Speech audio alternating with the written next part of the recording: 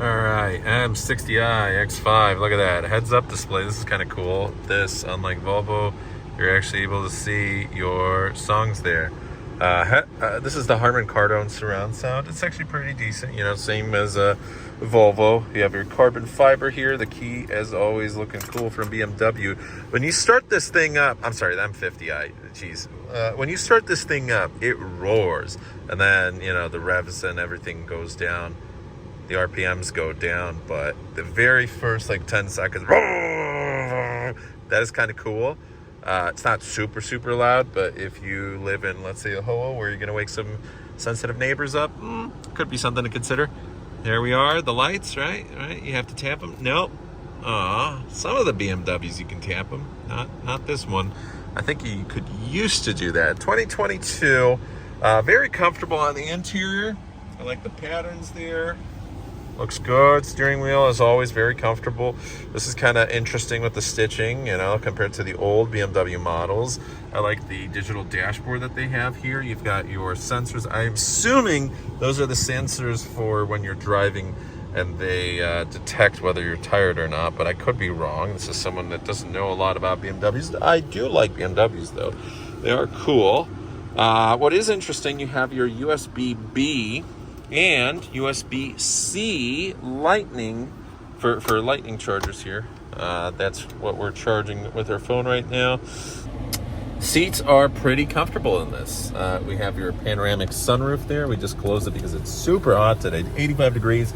September, second half of September here, it's the 18th.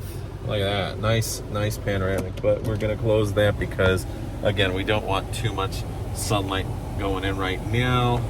You have your mirror, which I would say is a little smaller than usual. This also seems like it's a little, maybe it's because of the view. You want to, it's a sports car, you want to have that proper visibility. Off to the side, this is soft but nothing too crazy.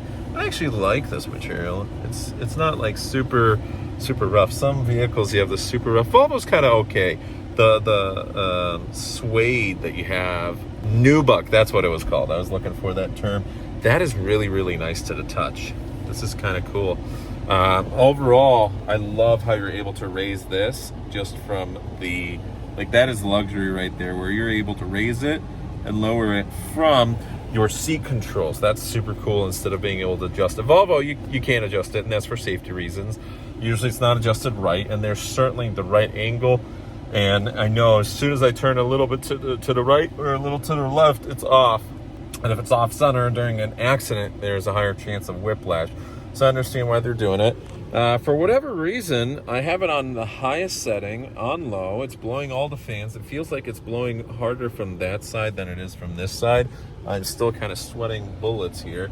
But I wish I could take it on a test drive and let it rip, but we're waiting for clients, so this is the perfect angle here. Just gotta be chilling, listening to music, and as soon as someone pulls up, we are ready to go for them. This is kind of interesting, the sensors here, where it works kind of nice. It is a little sensitive there. And the engine noise. Heated steering wheel. I did adjust with the climate control. Still feels like that side's a little better blowing than this side. One thing that's nice, when you put it into Sport Plus mode, Sport Plus, yeah, little crackles. That's kind of nice. And the exterior, taking a look from the exterior. It's a nice looking vehicle.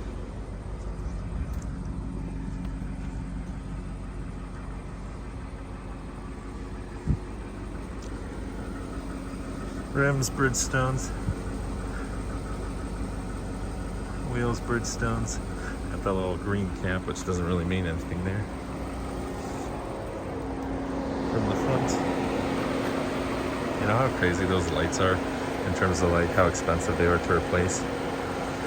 Insanity. Thousands upon thousands of dollars.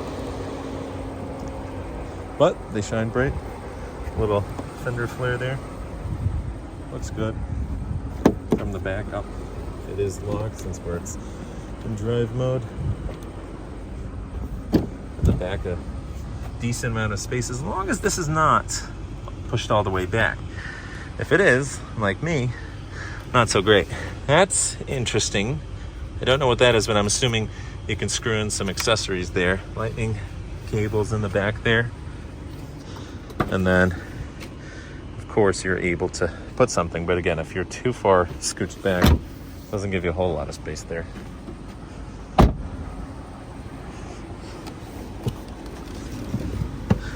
Overall, a cool car.